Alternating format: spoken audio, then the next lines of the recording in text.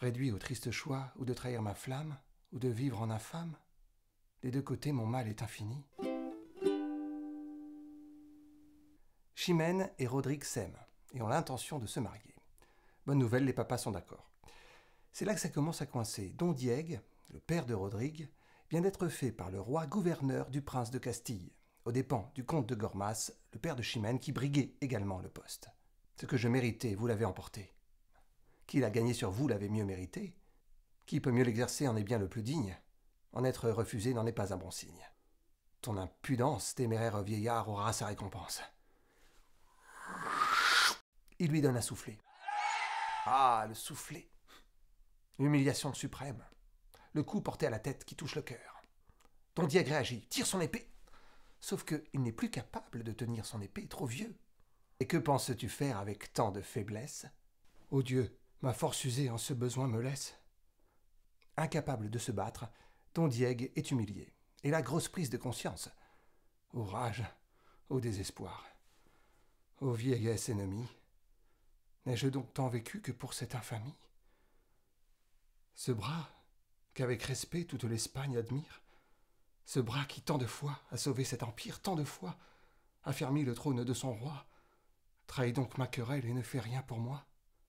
Super dur de vieillir. Le mois dernier, je sors de chez moi, je vois mon bus qui passe, je veux courir, et la claque, super douleur dans le mollet. Stoppé net. Bilan, déchirure musculaire. Invalidité 2 semaines. Bon, ça va mieux, mais j'ai toujours une douleur là. Ah non, c'est pas cool de vieillir. Bon, revenons à nos moutons. Don Diègue demande à son fils de le venger. Va, contre un arrogant, éprouver ton courage. Ce n'est que dans le sang qu'on lave un tel outrage. Mais bien sûr, papa, c'est qui? Le père de Chimène. Oh non! Oh putain. Évidemment, c'est contrariant, dans la mesure où Rodrigue voulait épouser sa fille. Gros dilemme donc. Réduit au triste choix, ou de trahir ma flamme, ou de vivre en infâme. Des deux côtés, mon mal est infini. À son grand dame, Don Rodrigue décide de sauver l'honneur et de perdre Chimène. Il n'attend pas et défie le comte. Jeune présomptueux, sais-tu bien qui je suis? À qui venge son père, il n'est rien d'impossible. Ton bras est invaincu, mais non pas invincible. Eh bien, voulant pour gendre un cavalier parfait, je ne me trompais point au choix que j'avais fait. Cependant, trop peu d'honneur pour moi suivrait une telle victoire. Un vaincre sans péril, on triomphe sans gloire. As-tu si peur de mourir? Es-tu si las de vivre? Allons nous battre. Très bien, si tu insistes. Entre-temps, Chimène a eu vent de la querelle opposant son père à son amoureux. Mon Dieu, je tremble. Bon, allez, les histoires d'amour, il y en a marre. Un peu de politique et de stratégie militaire, bon sang. On apprend que les morts se radinent par la mer. Faites doubler la garde au mur et sur le port. Voilà, c'est tout. On revient à ce qui nous intéresse. Sire, le comte est mort. Le comte est mort. Don Diègue, par son fils, a vengé son offense. Du coup, chacun défend sa position auprès du roi. Chimène demande justice, Don Diègue plaide pour son fils. Sire, il a tué mon père. Il a vengé le sien. Tout le monde, on se calme. On va voir. Hein? Elvire, la servante de Chimène, tente de la réconforter comme elle peut. Vous inquiétez pas, ça va aller. Hein? Qu'est-ce que vous comptez faire maintenant? Pour conserver ma gloire et finir mon ennui, le poursuivre, le perdre et mourir après lui. Waouh, super projet de vie, génial. On continue. Rodrigue vient voir Chimène. Ma Chimène, c'est pour t'offrir mon sang qu'en ce lieu tu me vois. J'ai fait ce que j'ai dû, je fais ce que je dois. Vas-y, je suis prêt, tue-moi. Non mais tu sais qu'ils sont pas bien, hein.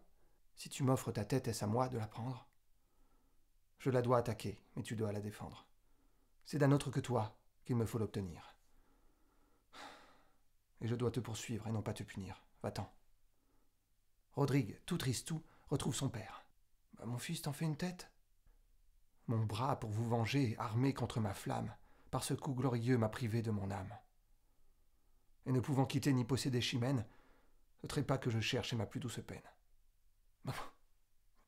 Il n'est pas encore temps de chercher le trépas. Ton prince et mon pays ont besoin de ton bras. Effectivement, on a besoin de lui pour combattre les morts. Avance rapide.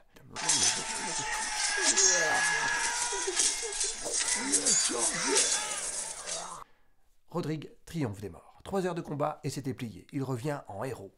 Le roi Don Fernand le félicite et lui annonce « Sois désormais le Cid ». et qu'il marque à tous ceux qui vivent sous mes lois, et ce que tu me vaux, et ce que je te dois. Waouh, cool. Rodrigue et le Cid. Chimène rapplique. Je demande sa mort. Chimène, réfléchis.